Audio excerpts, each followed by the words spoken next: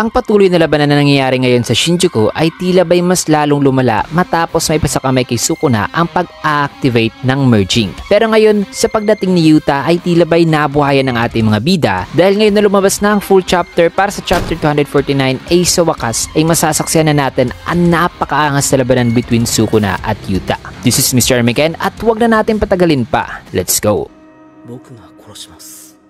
Sa unang eksena ng chapter ay pinakita muna ang mga kaganapan matapos ang sneak attack na ginawa ni Yuta kay Kenjaku na pumugot sa ulo nito. Na kung saan ay matapos makapagbitaw ng salita si Kenjaku na wikang ang kanyang will ay maipapasaw mano, ay dito naman nakaramdam si Yuta ng kakaiba sa katawan ni Kenjaku na kung saan ay dito niya na-realize na ito raw palang expected na magiging epekto o mangyayari kung sakaling mamamatay ang isang curse spirit manipulation user. Na matapos yan ay yun na nga nagsipaglapasan ng mga curse spirits mula sa katawan ni Geto sapagkat nawalan na ito ng control sa kanyang curse technique. Ang pangyayaring to ay nagkumpirma sa expectation noon ni Toji na kaya hindi niya tinapos si Geto ay dahil sa inaasahan niya na magkakaroon daw ng rampage ang mga curse spirit na nakastore sa katawan nito noon. Anyways, nung nagsipaglapasan na nga mga curse spirit ay kaagad namang tinawag ni Yuta si Rika habang pinagpapatay naman ni Yuta ang mga curse spirits na patungo sa kanya. Ngunit dahil sa dami nito ay ilan pa mga curse spirits ay nagpatuloy pa rin sa pagpunta sa kabilang lugar na kung saan ay dito naman sila hinarap ni Rika at pinagpapatay. Samantalang dito naman kay Kenjaku ay ginamit niyang isang curse spirit upang kunin ang kanyang ulo at may palayo kay Yuta.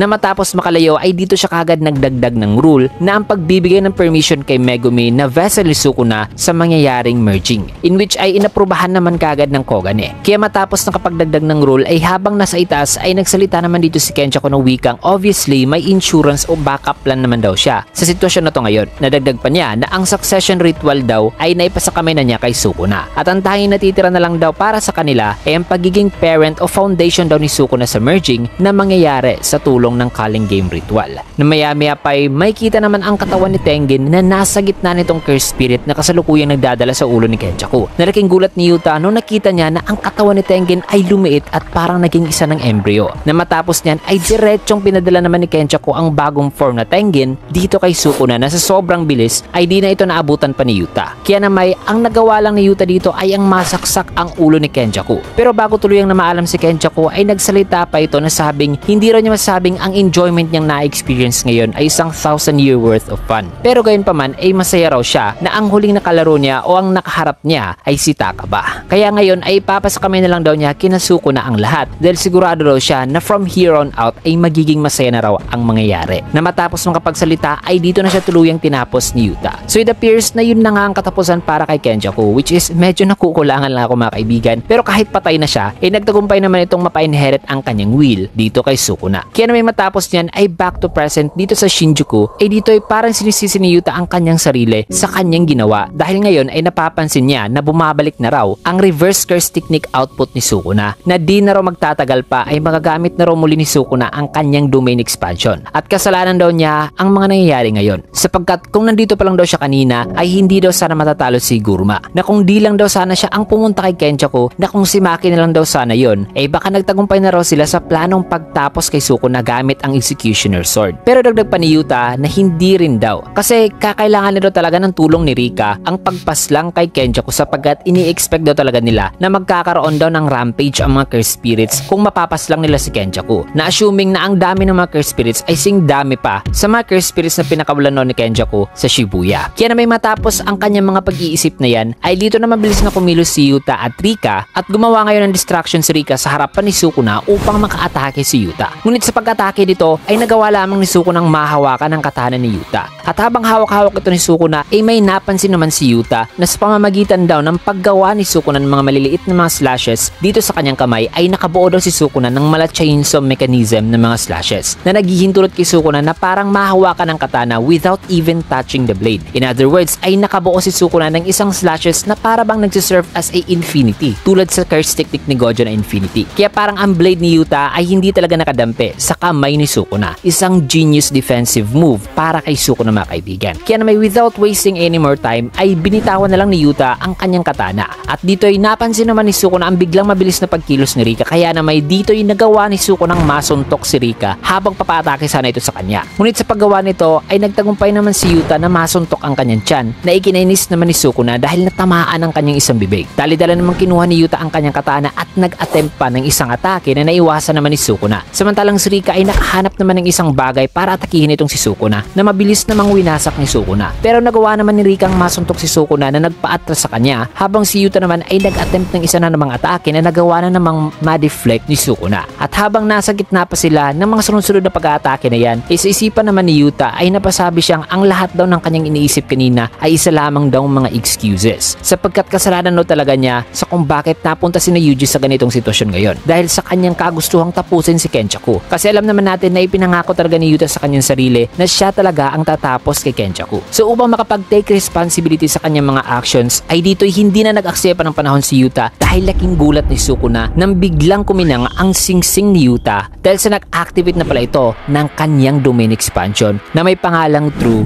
Mutual Love. At ang appearance ng kanyang domain ay para bang nasa loob ng isang war battlefield na may napakaraming katana na nakabaon. Realizing sa kanyang pagkakatrap ay kaagad naman nag-activate si Sukuna ng Hollow Wicker Basket upang protektahan ang kanyang sarili mula sa mga Shuriken effect ng domain na to. At habang naka-defensive stance itong si Sukuna ay dito na dali-daling kumuha ng katana si Yuta at inatake ang King of Curses. Ngunit dahil sa may dalawa pang extra mga kamay si Sukuna ay nagawa pa rin ni Sukuna ng madepensa ng kanyang sarili mula sa attempted attack na yan. Subalit bigla siyang may napansin na para bang crack na nagmumula ngayon sa katana. Na maya-maya pa ay dito na nag-activate si Yuta ng Thin Icebreaker na nagpatalsik kay Sukuna. Isang atake mula sa curse technique ni Uro. Matapos ang ataking yan ay dito naman kay Yuta ay habang may kitang papawala na ang kanyang ginamit kanina na katana ay ayon sa kanyang isipan na dahil daw sa kasalanan niya ang lahat ng to ngayon ay tatapusin na raw niya ang lahat dito sa loob mismo ng kanyang domain. Meanwhile dito naman sa isipan ni Sukuna nagtamo ngayon ng damage sa kanyang mukha ngayon ay naintindihan niya na raw kung ano talaga ang pinaplano ngayon ni Yuta.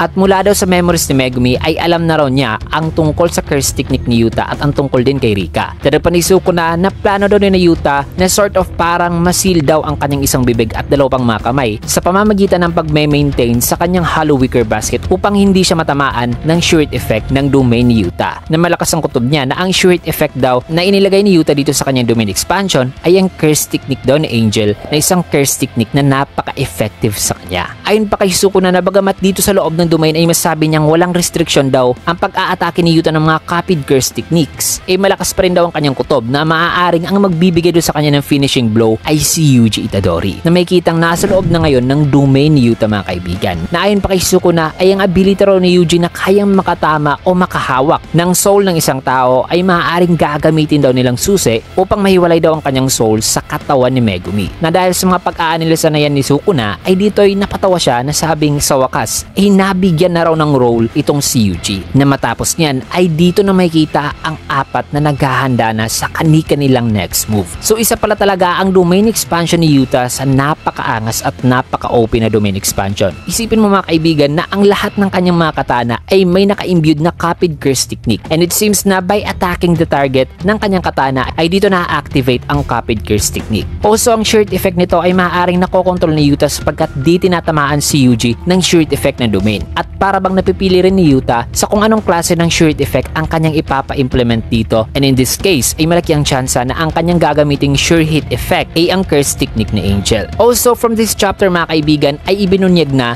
may kakayahan nga pala talaga si Yujing paghiwalayin ang soul ni Sukuna sa katawan ni Megumi, which is nakakamangha pero expected naman at the same time kasi alam naman natin na nasasaktan talaga ni Yuji ang soul ng kanyang mga kalaban noon pa. Kaya siya nga ang isang mortal na kalaban talaga ni Mahito since nasasaktan niya ang soul nito mismo. At siguro dahil sa libro ni Yuki tungkol sa mga souls na ibinigay ni Choso kay Yuji noon ay dito niya na master ang pagpuntirya sa soul mismo ng kalaban. And in this case ay ayon pa kay Sukuna ay maaaring may kakayahan daw si Yujing ihiwalay ang kanyang soul sa katawan ni Megumi, which means ang kakaibang suntok na naramdaman ni Sukuna noon ay isa palang suntok na tumama talaga sa soul ni Sukuna mismo. So yan mga kaibigan, sadyang napaka-exciting talaga ang maaaring susunod na mangyayari. At the same time ay nakakakaba sapagkat anytime soon ay posibleng magamit na muli ni Sukuna ang kanyang napaka-OP domain expansion. But nonetheless, I'm sure na may iba pang plano ang ating mga bida sa senaryong yan. After all, ay malaki ang posibilidad na gagawa ng sneak attack si Maki dito kasi nga ay di siya nasa-sense ng mga sorcerers. At yan mga kaibigan, dito muna natin tatapusin ang video. Kaya naman kung nagustuhan nyo ang ating video, can get a like, comment, follow, subscribe na rin for more videos like this. And see you guys again on my next video.